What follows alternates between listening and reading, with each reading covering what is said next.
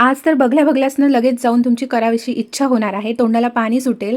तर आज मी हिरव्या मिरचीचा आणि टोमॅटोची मस्तपैकी चटणी करणार आहे.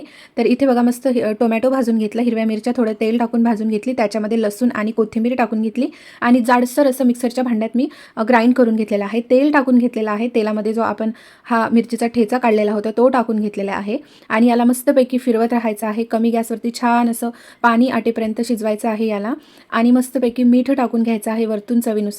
तर बघा एवढी भारी ही चटणी लागते ना पोळीसोबत आणि पिवळ्या खिचडीसोबत, इवन भाकरीसोबत तर विषयच येत नाही, भाकरीसोबत खूप छान लागते. तर इथे ही आपली चटणी रेडी झालेली आहे. अस्सल गावरान पद्धतीचा ही ठेचा म्हणू शकता किंवा चटणीसुद्धा म्हणू शकता. तर अशा प्रकारे हा जेवायचं ताटसुद्धा रेडी झालेला आमचं आहे. तर तुम्ही सुद्धा नक्की ट्राय करून बघा.